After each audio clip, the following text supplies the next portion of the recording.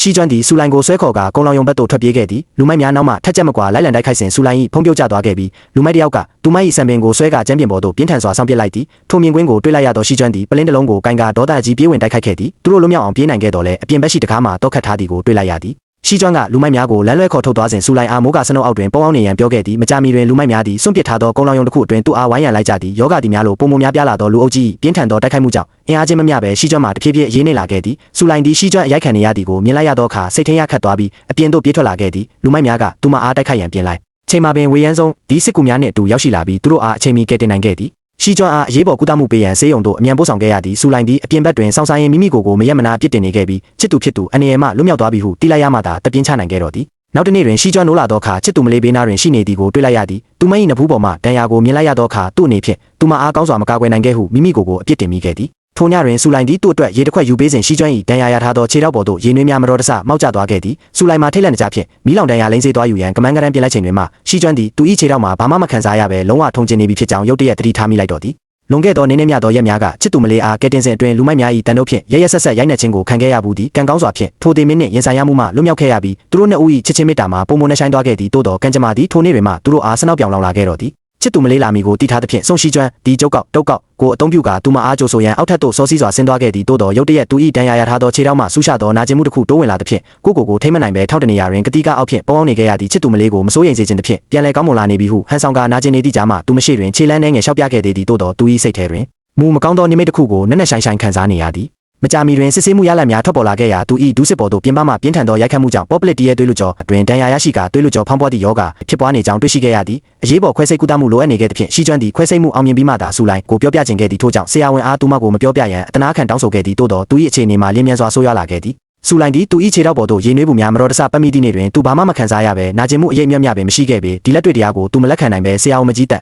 ်ထံအမြန်သွားရောက်ကဖြစ်မှန်အားလုံးကိုပြောပြခဲ့ပြီးပြန်လဲကောင်းမွန်လာရန်မျှော်လင့်ချက်ရှိသေးသလားဟုမေးမြန်းခဲ့သည်ဆရာဝန်မကြီးတိတ်ဆိတ်သွားမှုသည်အမှန်တကယ်အားဖြင့်တေတံပေးလိုက်ခြင်းပင်ဖြစ်ခဲ့သည်ထိုညတွင်ရှီကျွမ်းသည်ဆူလိုင်အားတနေ့ကျရင်ငါမင်းကိုမကာကွယ်ပေးနိုင်တော့ရင်ဘာလို့မလဲဟုမမေးဘဲမနေနိုင်ဖြစ်ခဲ့ရသည်အထွေထူးသတိမထားမိသောဆူလိုင်ကစိတ်တဆမရှိပါနဲ့ဟုသူအားရိုးရိုးရှင်းရှင်းပင်နှစ်သိမ့်ပေးခဲ့သည်တိုးတော်ထိုနေ့နောက်ပိုင်းတွင်ရှီကျွမ်းသည်ဖုံးခေါ်ဆိုမှုများနှင့်စာရုံများကိုအကြောင်းမပြန်တော့ပေသူထံဆက်သွယ်လေမရသဖြင့်ဆူလိုင်သည်ကိုယ်တိုင်ချက်ပြုတ်ထားသောဟင်းလျာများနှင့်အတူဆေးရုံသို့အမြန်လိုက်သွားခဲ့သည်တိုးတော်သူ၏သဘောထားမှမူရေခဲမြအေးဆက်သွားခဲ့ပြီဖြစ်သည်ထိုစဉ်ဆူလိုင်၏မိခင်ထံမှဖုံးဝင်လာခဲ့ပြီးလက်မအားသဖြင့်ဆူလိုင်ကစပီကာဖွင့်လိုက်ရာမိခင်ဖြစ်သူကထုံးစံအတိုင်းအိမ်ထောင်ပြုရန်တိုက်တွန်းခဲ့သည်ထို့ပြင်ကျမ်းမာရေးကောင်းမွန်ပြီးတည်ငြိမ်သောအလုပ်ကိုင်ရှိသူကိုမှရှာဖွေရမည်ဟုအကြိမ်ကြိမ်အလေးပေးပြောဆိုခဲ့သည်ထိုလိုရှင်းသောစကားလုံးများသည်ရှီကျွမ်းအတွက်နောက်ဆုံးလေးလံသောရိုက်ချက်ဖြစ်သွားခဲ့ရသည်ကိုသူမှမသိခဲ့ပေထိုကိစ္စကိုအကြောင်းပြတဲ့ရှီကျွမ်းကသူတို့နှစ်ဦးသည်တင့်တော်သူများမဟုတ်ကြကြောင်းသူမအနေဖြင့်သူတို့၏ဆက်ဆံရေးကိုပြန်လည်စဉ်းစားတင်ကြောင်းပြောဆိုခဲ့သည်သူ၏စကားများကြောင့်ဆူလိုင်ဒေါသထွက်သွားခဲ့ရပြီးရှီကျွမ်းကလည်းသူတို့သည်မလိုက်ဖက်ကြောင်းအတင်းကျပ်ပြောဆိုခဲ့သဖြင့်သူတို့နှစ်ဦးသည်အစင်မပြေစွာဖြင့်လမ်းခွဲခဲ့ကြသည်တိုးတော်နောက်တစ်နေ့တွင်ဆူလိုင်သည်မေတ္တာပါဖြင့်ကျက်စွပ်ပြုတ်ချက်ပြုတ်ကာရင်ထဲမှမေတ္တာစာလွှာလေးကက်လေသူ့ထံယူဆောင်လာခဲ့သည်တိုးတော်အခန်းပြင်ဘက်တွင်သူနာပြုတယောက်ကဒါစီချင်းကခံလိုက်ရသည့်ရှီကျွမ်းသည်မိသည့်ဧည့်သည်ကိုမျှတွေးဆောင်ရန်ညှဉ်းဆန်ထားခဲ့ခြင်းဖြစ်သည်သူအပြစ်လုပ်ထားသဖြင့်စိတ်ဆိုးနေစေဟုထင်မှတ်ကာဆူလိုင်သည်စွပ်ပြုတ်ကိုတကားဝတွင်စိတ်ပြက်လက်ပြက်ထားရခဲ့သည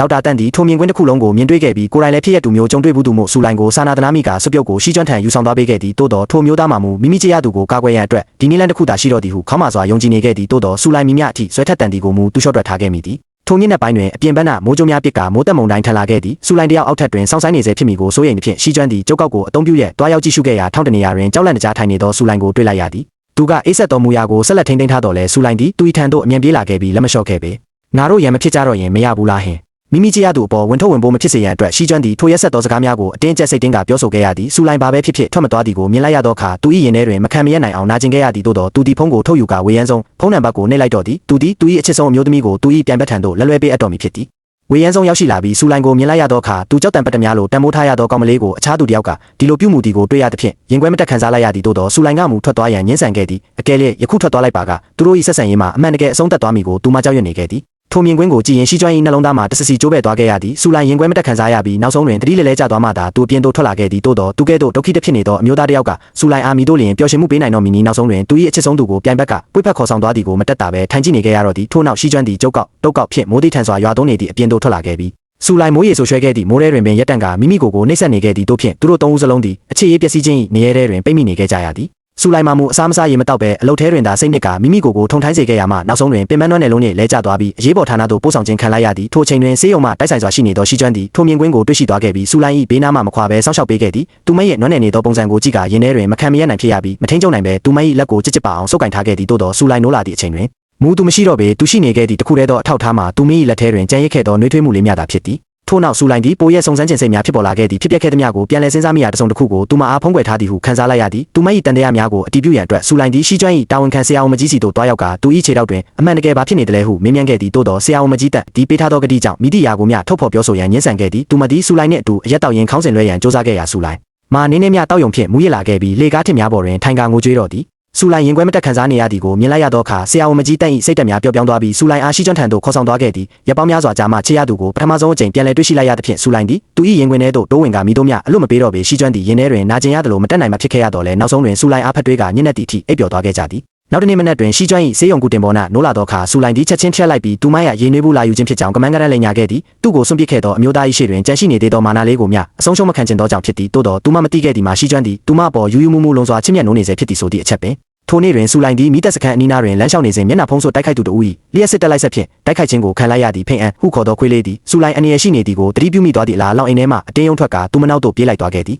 ဆူလိုင်းနိုးလာသောအခါမိမိကိုယ်ကိုပြန်ပေးဆွဲခံထားရကြောင်းတွေ့လိုက်ရသည်ပြန်ပေးဆွဲသူမှာရှင်းရဲ့အဖွဲ့အစည်းဥက္ကဋ္ဌဆွန်လိုင်းသူ၏ဘဝကိုဖျက်ဆီးခဲ့သောဝေယန်းဆုံးအားကလေးစားချေရန်အတွက်ရန်ဆုံးအလေးထားရဆုံးအမျိုးသမီးကိုပြန်ပေးဆွဲခဲ့ခြင်းဖြစ်သည်တရင်ရရှိသည်နှင့်ဝေယန်းဆုံးသည်ယူသွစွာဖြင့်အမြန်လိုက်လာခဲ့တော်လဲဆွန်လိုင်း၏လူများ၏ချောင်းမြောင်းတိုက်ခိုက်ခြင်းကိုခံရကလဲကျသွားခဲ့သည်ဆွန်လိုင်းသည်လုံးဝဆိတ်လွတ်သွားခဲ့ပြီးဆူလိုင်း၏ခန္ဓာကိုယ်တွင်ဘုံတက်ဆင်ထားသည့်အပြင်ဝေယန်းဆုံးကိုပါတက်ဖြတ်ရန်ကြံရွယ်ထားခဲ့သည်ကံကောင်းစွာဖြင့်ဆွန်ရှိကျွမ်းသည်အချိန်မီရောက်ရှိလာပြီးဝေယန်းဆုံး၏အသက်ကိုကယ်တင်နိုင်ခဲ့သည်ဆူလိုင်းသည်ရှိကျွမ်းထံတိတ်တဆိတ်အကူအညီတောင်းစာပို့ခဲ့ခြင်းဖြစ်သည်ခြေထောက်ဒဏ်ရာရထားသည့်ကြားမှာရှိကျွမ်းသည်အမြန်လိုက်လာခဲ့ခြင်းဖြစ်သည်ဝေယန်းဆုံးသည်လူမိုက်အားနောက်ွယ်မှချုပ်ကင်ထားပြီးရှိကျွမ်းအားဆူလိုင်းကိုတွားရောက်ကယ်တင်ရန်တိုက်တွန်းခဲ့သည်ထိုစဉ်အပြင်ဘက်မှခွေးလေးဖိအန်တိုးဝင်လာခဲ့ပြီးထိုခွေးလေး၏လမ်းပြမှုကြောင့်ရှိကျွမ်းသည်ခေါင်းမိုးထက်တွင်ကျိုးတုပ်ခံထားရသောဆူလိုင်းကိုရှာတွေ့သွားခဲ့သည်သူသည်ခြေထောက်ဒဏ်ရာကိုဂယူးမဆိုင်ပဲညံ့များပေါ်သို့နာကျင်စွာဖြင့်တွားတက်ခဲ့သည်သို့သောဘုံ၏အချိန်ရည်တွက်မှုမှာနောက်ဆုံးစက္ကန့်သို့ရောက်ရှိနေပြီဖြစ်သည်သူသည်ပလင်းတစ်လုံးကိုရိုက်ခွဲကဖန်ခွဲဆက်ကိုယူလေးဆူလိုင်းအားတီနှောင်ထားသောကျိုးများကိုဖျက်တောက်ခဲ့သည်နောက်ဆုံးတွင်ဘုံမပေါက်ကွဲမီစက္ကန့်ပိုင်းလိုညချစ်သူမလေးအားကျိုးမှလွတ်မြောက်အောင်လုပ်ပေးနိုင်ခဲ့ပြီးခေါင်းမိုးထက်မှအတူတကွခုန်ချခဲ့ကြသည်ရှိကျွမ်းအားခွဲစိတ်ခံတွင်းသို့အရေးပေါ်ပို့ဆောင်လိုက်သည့်အချိန်မှသာလျှင်ဆူလိုင်းသည်ရှိကျွမ်းသူမအားလမ်းခွဲခဲ့ရသည့်အမှန်တကယ်အကြောင်းရင်းကိုနောက်ဆုံးသိရှိသွားခဲ့ရတော့သည်